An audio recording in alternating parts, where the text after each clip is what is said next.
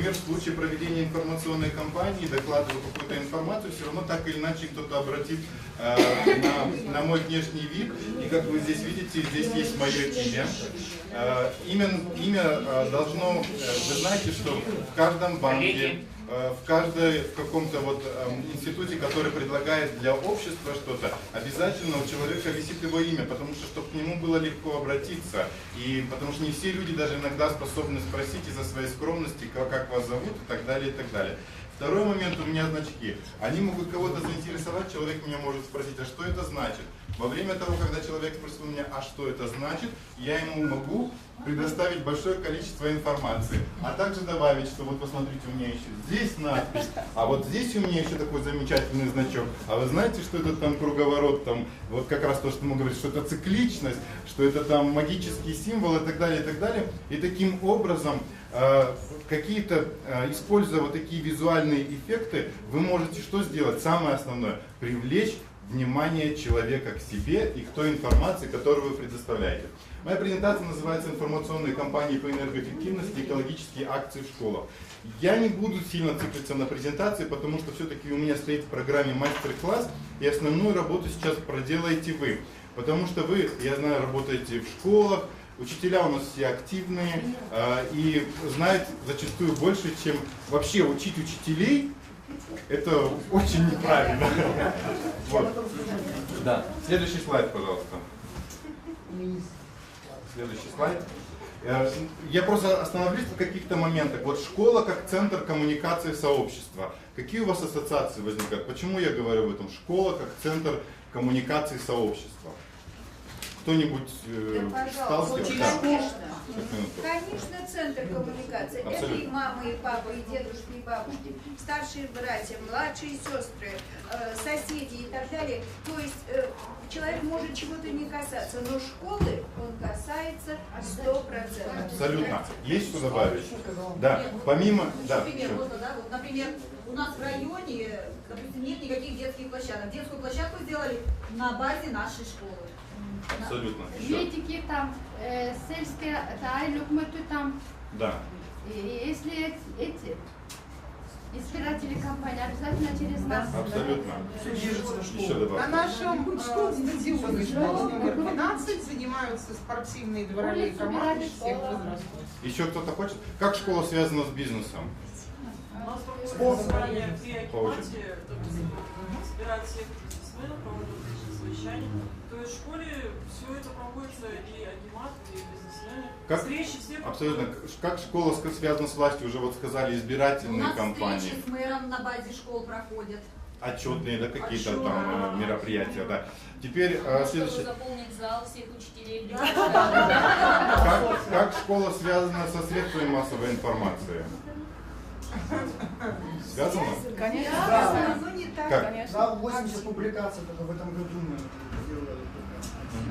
Требуют от нас, от учителей, что нужно Повышение квалификации невозможно. Хорошо, расписывать, замечательно. да. То есть мы все согласны, что школа – это центр коммуникации сообщества. Это очень активная и социально напряженная в какой-то даже мере точка вот во всем пространстве города или сообщества. Следующий слайд можно? Теперь у меня возникает вопрос, наверное, вы об этом слышали. Что такое общественно активная школа?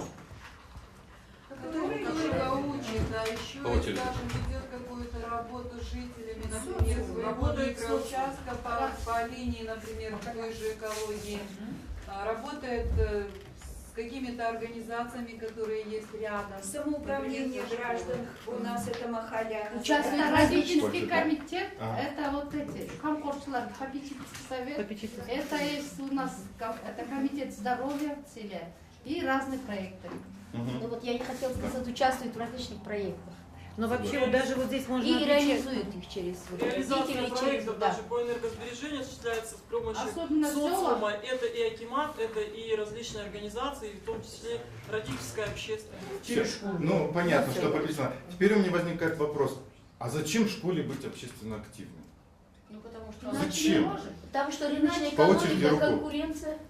Так, Нет. пожалуйста. Тем самым научить детей, самих воспитанников тоже быть Абсолютно социально жизненная активными. позиция. То есть сами школьники Активная То есть участвуют в этом. и учатся. обучить детей активности. Еще какие варианты? Чтобы просвещать жителей хотя бы вот такой маленькой площади, которая находится рядом со школой. А для чего? Ну, чтобы тоже Будущие воспитывать граждане. экологичное какое-то А отношение. можно я добавлю? Можно. Ну вот вы же сейчас говорили, что да, там пиар-компании, реклама компании. Если школа будет жить обособленно, да, сама по себе, и общественность не будет знать, что происходит в стенах школы, что творится, то, естественно, детей туда не приведут, да, школа не будет востребованная, да, тогда что в итоге? Теряем Детей работу. туда не приводят, мы не можем реализовать себя как учителя, поэтому для того, чтобы знали школу, да, для того, чтобы приводили туда детей, мы должны быть общественно активной школой. Еще? А в селах вообще это культурный Вот я центр. только Много не просила сказать. работают.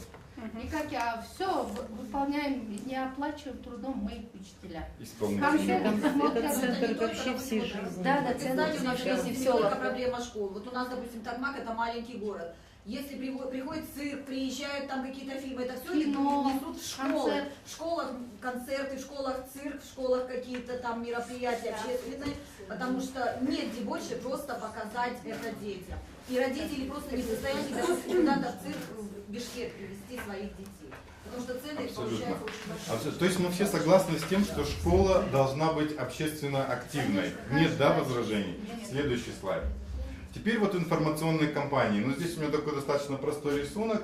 Здесь определенная информация, она может быть абсолютно любой, но в данном случае давайте представим, что это экологическая информация, потому что тренинг у нас посвящен данному вопросу. Да? И вот мы рассматриваем информационные кампании.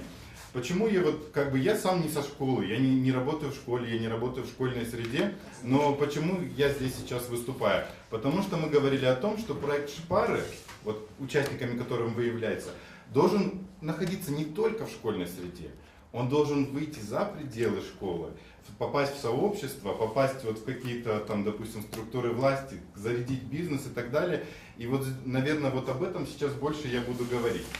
У школы, как мы до этого говорили, да, как центра коммуникации, есть для этого средства. Это, во-первых, те связи, которые она имеет, да, тот потенциал ресурсный, который она имеет, да. Возникает вопрос, как правильно выбрать аудиторию. То есть у нас разные есть уровни аудитории. Вот здесь как бы ближе к красной точечке, это целевая аудитория. То есть каждая информация, она должна попасть в свою цель. То есть, например, если мы будем ученикам говорить о том, что, вы знаете, вот сейчас в строительстве используются такие-то, такие-то вот, там, допустим, материалы, то они это смогут использовать когда они выучатся, дай бог, если они пойдут на строителя, и как-то будет связано. Другой вопрос, что если мы эту же самую информацию будем предоставлять непосредственно, она будет попадать непосредственно в цель, непосредственно к строителям, да?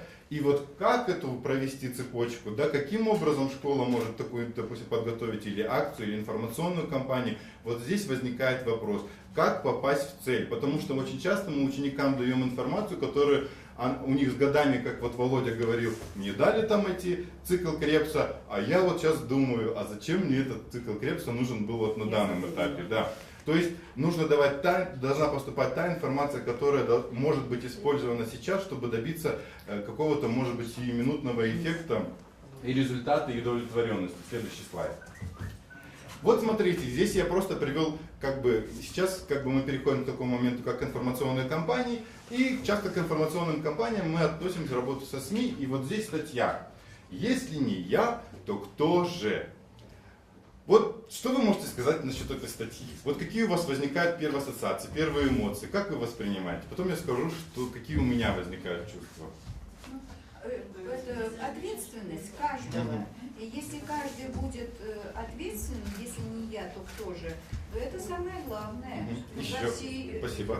Понятно ваша Мне позиция? не нравится, потому что если не я, то кто же, надо все-таки призывать действительно всех, а не как саму себя, что ли, призывать. Если не я, то кто же. Хорошо. Как-то надо... Спасибо, Да. Понятно. Следующее мнение ваше. Здесь немножко как бы на человека теперь уже конкретного человека перекладывается вся ответственность за то, что творится в мире. Да. И у меня, например, возникает сразу же вопрос, ну как бы вот в пику, да, почему я?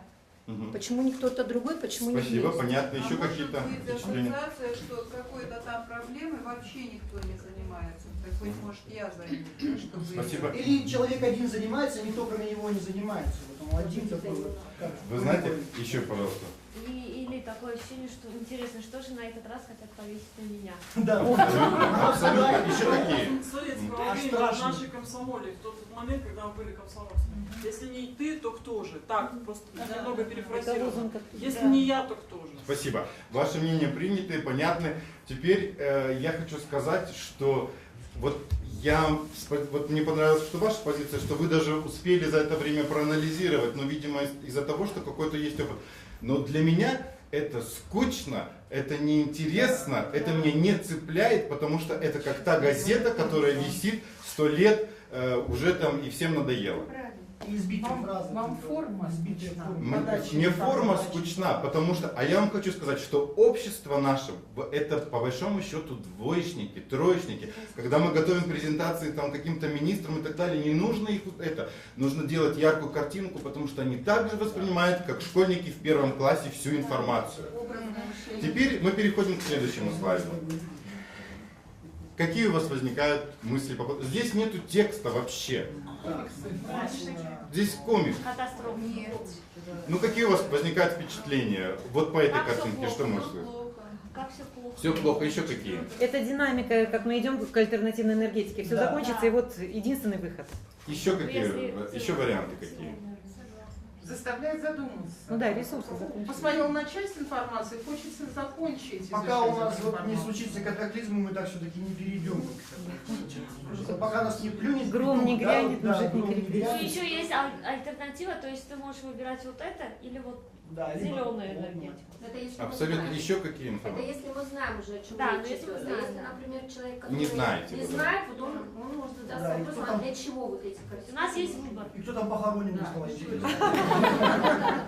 Хорошо, еще какие-то есть мысли по поводу этого? Ну, честно говоря, просто если визуально смотрю, вот эти взрывы, как Нет, по- ну там пойдёшь же же есть какая-то. написано, что Просто еще происходит, всё. если мы используем газ, нефть Да, или да. еще что-либо. И если мы используем, например, вот Атомные. чистую ветровую энергетику, да, чистое небо. А когда мы используем газ, нефть, там что еще?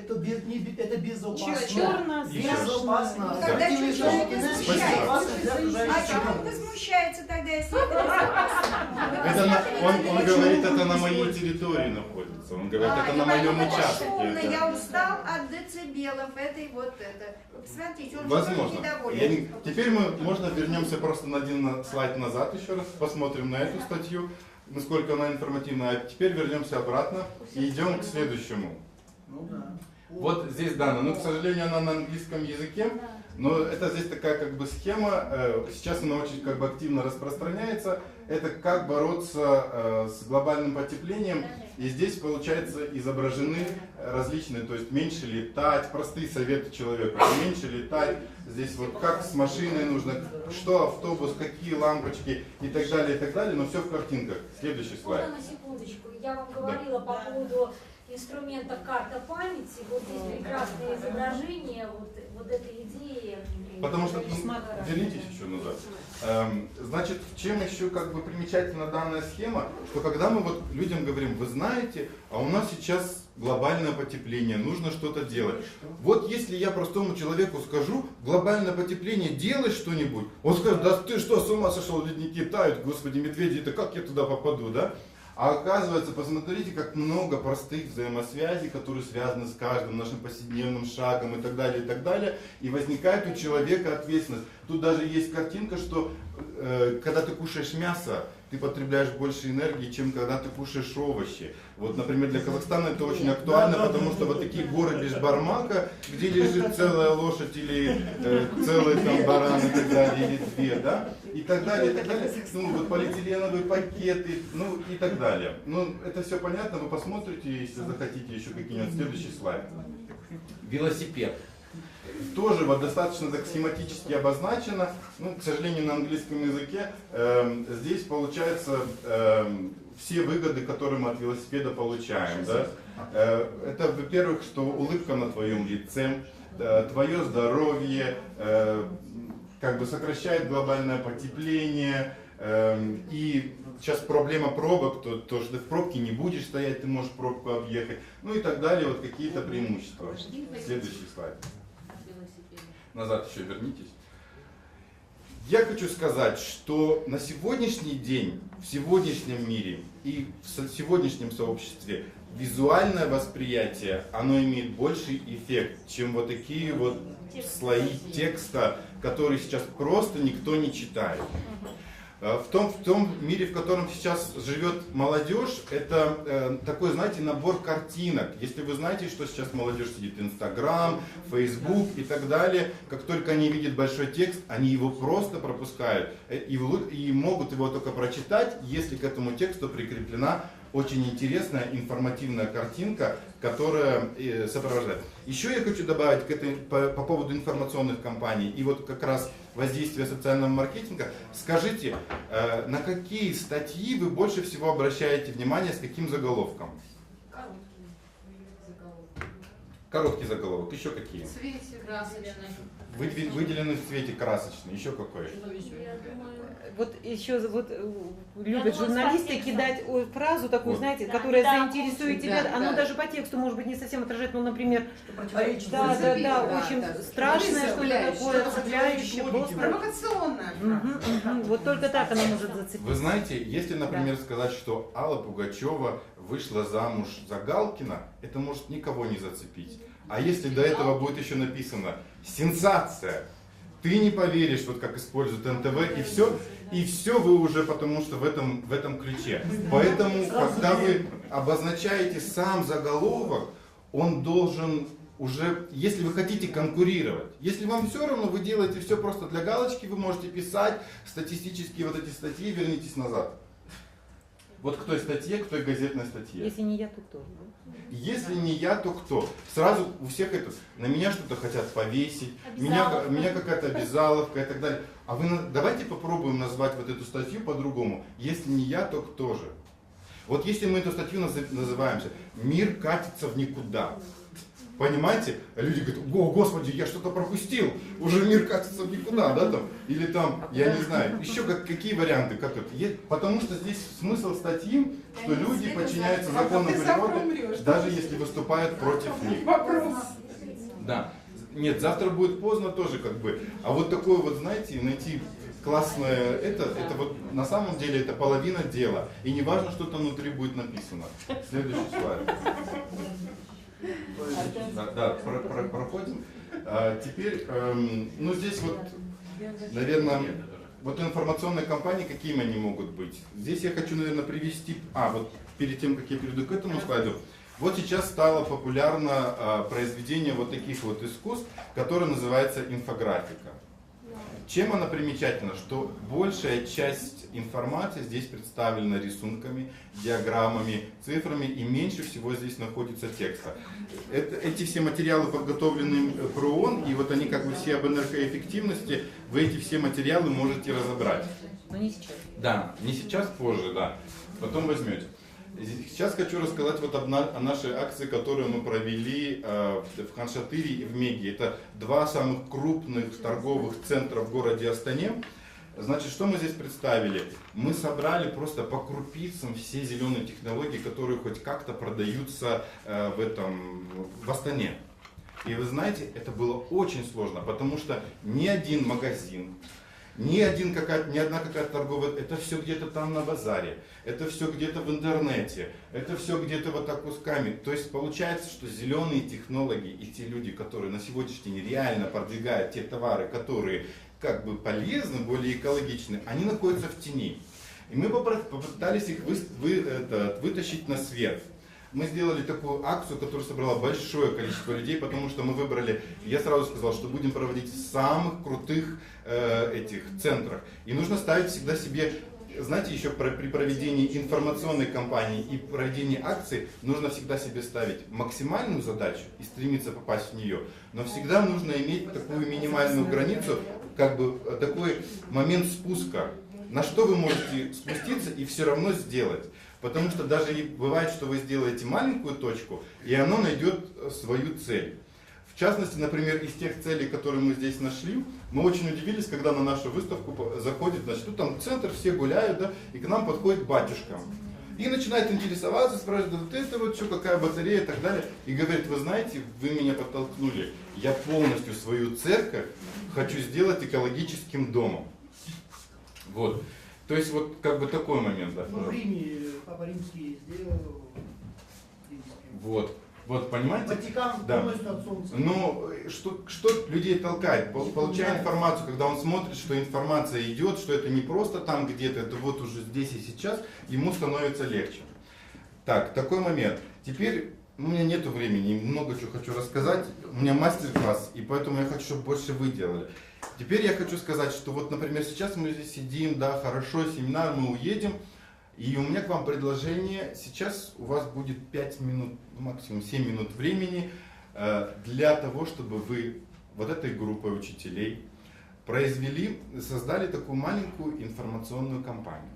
Значит, в чем она будет заключаться? Вам нужно подготовить месседж, обращение, определиться, к какой аудитории вы обращаетесь, определить спикеров или как вы будете все вместе и так далее, и так далее. То есть определить большое количество компонентов, которые завязаны в информационной кампании. У нас есть видеокамера. Мы потом ваше обращение снимаем на видеокамеру и совместно с биомом, все наши коллеги-экологи, да, мы делаем все максимально для того, чтобы вашу информацию распространить на YouTube, на Фейсбуке, еще где-то.